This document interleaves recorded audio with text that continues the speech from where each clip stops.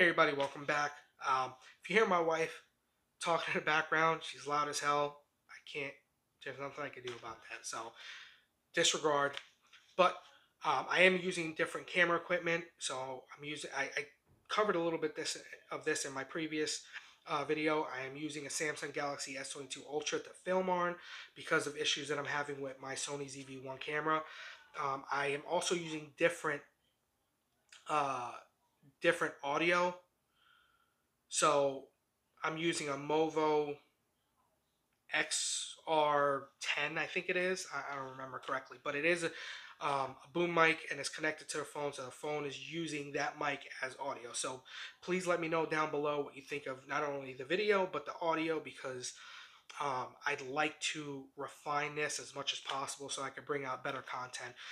Also, I do have a ring light that I just purchased today with a stand, um, just so that I can have a better lighting for the product that I'm wearing. And again, with this location, fortunately, my location is dictated by my availability. I don't have a whole lot of places to film like this in my home, so this will have to suffice. So, as you read in the description, we're going to be going over my body armor. So, this is my loadout as it's set up right now from years of training and just thinking about how I want to approach things. Now, when it comes to body armor, the one thing that you have to do, is take your situation, your surroundings, your area, and and think about how you want to approach that, because we have too many people in the firearms industry, or too many people in the 2A community rather, that have body armor set up that mimics guys that are in the special operations community. So you'll see guys online that are in the know or that work operationally, and they have their stuff set up a very specific way because of what they've gone through, their experiences. And some people will go ahead and they'll mimic that. A lot of people will mimic that, thinking that that's what's going to work for them, and it's not. And they don't even go out and try it to see if it is. So please find out what is your needs, get your stuff set up off your needs, and then go out and test it, and then you tweak it based on how it works out as you test it. So take a class is the best way to find out how you're gonna, it's the best way to shake out your gear and see what's gonna work.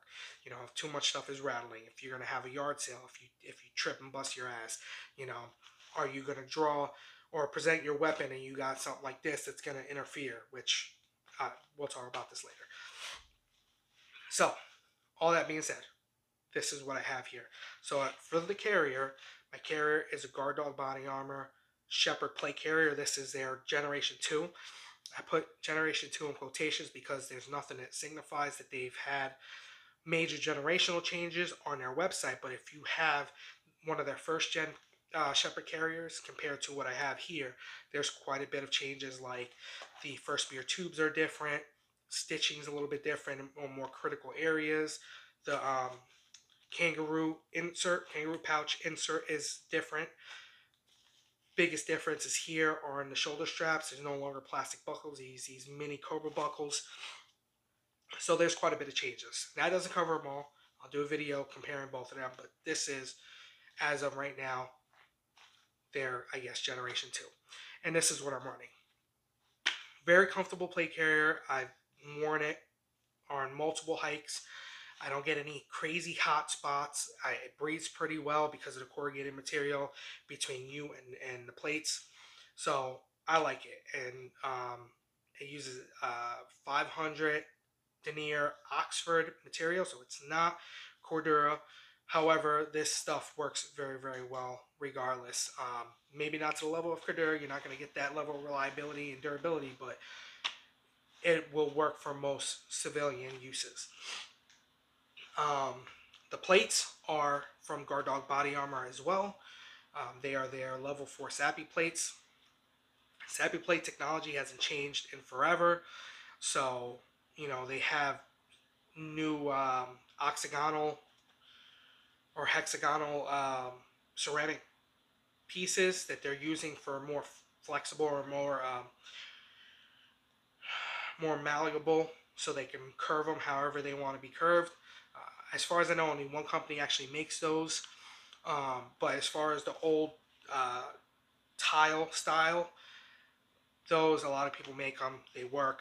These are not NIJ certified. However, through testing you can watch on YouTube, they work very well. They take a lot of abuse that is not real world, um, and they still keep going.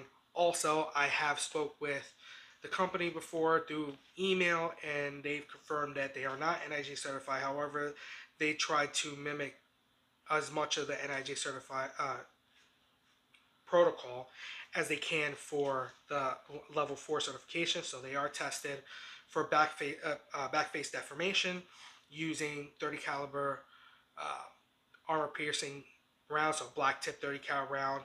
They didn't specify whether it was 308 or 30-06, but it really doesn't matter so long as it's that particular caliber. I forget the nomenclature for it, but it is black tip armor piercing 30 cal projectile moving at a specific speed, which I can't recall off the top of my head right now.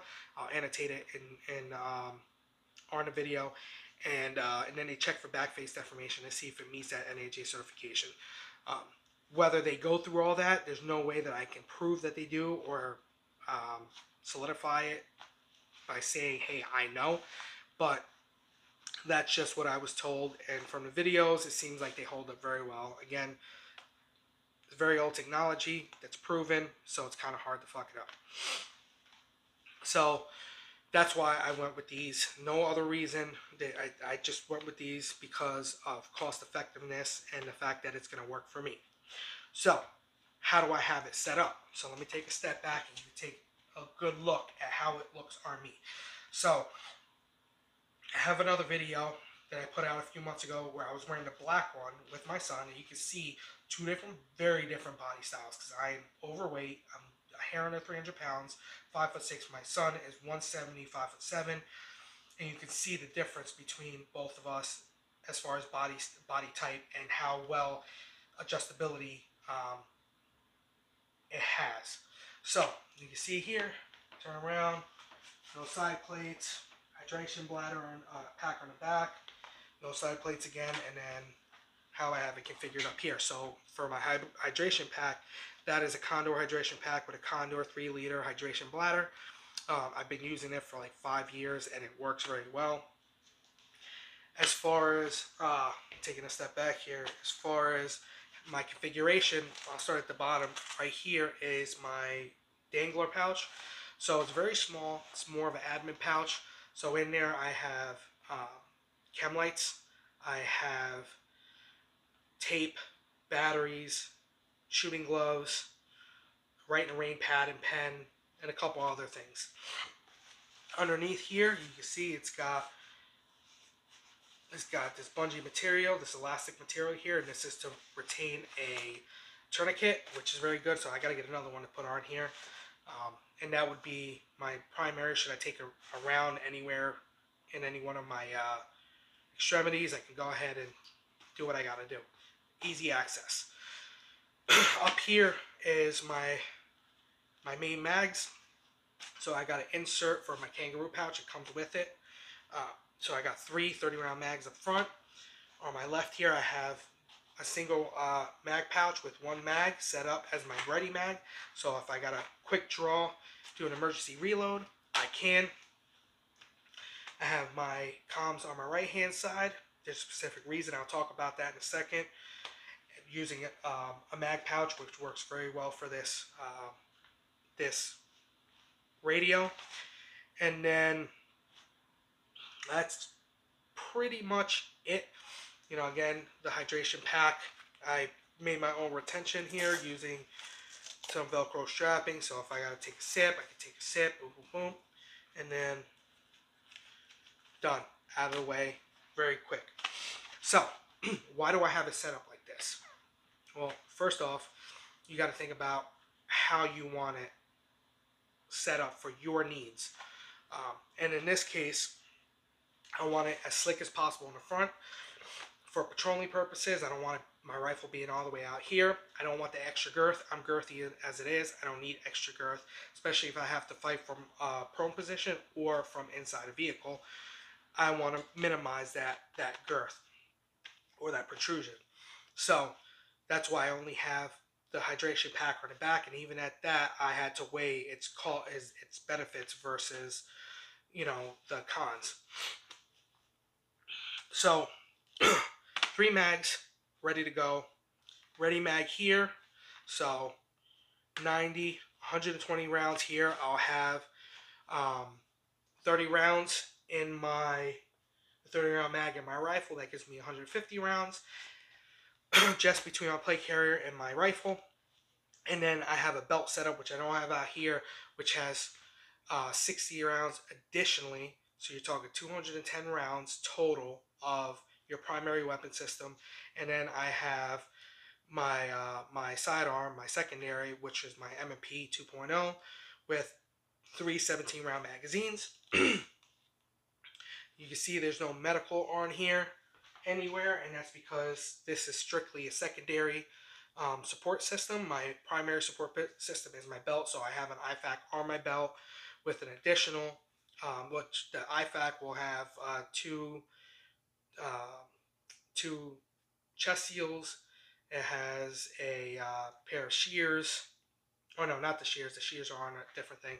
I have a Israeli bandage, a couple different bandages, and a tourniquet. And then on my right hand side, I have a pair of shears with a tourniquet holder additionally. So the shears will be the first thing that I can grab if I have to cut clothing off or cut something off, so that I can get to the wound area, and then I can access my whatever is needed for the individual. So that's why I put my shears in a separate area. As far as my IFAK is reachable from both hands. It's right in the center of my lower back, which works out really well. So if I have to be in a vehicle, that sticks out about as far as my hydration pack, so there's no major pressure points on any part of my back. That'll be something I'll have to contend with if I'm just using my battle belt, which I've experienced in the past. But my battle belt isn't a 2-belt system where I have a main belt that goes in the pant loops with the loop side, or the hook side. No, yeah, the loop side facing outward, and then a hook side battle belt outer that clasps around and then buckles in. I don't like those simply because they don't give any real movement. And then, if you're a really, really skinny guy, then it works. It works fine. But for guys like me who have some weight to them, having that little bit of movement helps. It doesn't move a lot, but when you need it to, it will. And it carries everything that I need it to. I have an extra light on there. It has everything that I need. So that's my setup. As far as the comms, it's here, and I know a lot of people are going to immediately ask, or they're going to wonder, does it get in the way? No. So, primary fighting system. Here I am, right in the pocket of my shoulder. As you can see, good. So I could come up, engage, come down, and now I'm back in a patrol, or I'm in the low ready. So I'm always here when I have the rifle, or in this case, pistol. Even if I'm outside, I can still come up, and all it does is push the antenna in. So I'm right here, boom, boom, boom. I can engage, and then I'm back here. Doesn't snag onto anything, doesn't snag onto my belt, my sling. It's just in the perfect spot. And if I'm in an area where I have to cover longer distances, I can let that open and cover longer distances. Plus, being right here, I can pull it out. I can change batteries if I have to. I can adjust the volume if I have to. I can change the different channels if I have to. And I don't have to worry about relying on anybody else. I used to have it on the back where it was out of the way, out of sight, out of mind. However, if you're in a situation where you're working with a team and you have comms and your comms go down, or your battery is dying, or they say switch to secondary channel or tertiary channel, you can't do that unless you have the aid of somebody else. And I don't want to have to rely on somebody else should the event happen where I separate from my group or from the other individual that I'm working with. So this gives me full autonomy. And this is my basic loadout. It works for me as a civilian for a shit hit the fan scenario. This is more than enough. I do have a pack that I run with me, and in that pack I'll have 6 additional mags plus, additional food, wet weather gear, whole 9 yards. So that is my main support bag, and then I have my plate carrier and my belt system. Now, very simple. It works. It's held up so far. I'm going to test it out further when I take this class in September, or not September, in July. Two-man team tactics, CQB course. I'm going to run this, see how it works, see if there's anything that doesn't work or not. But going on hikes with this stuff and, going through an emotion, so far everything seems to work out very well.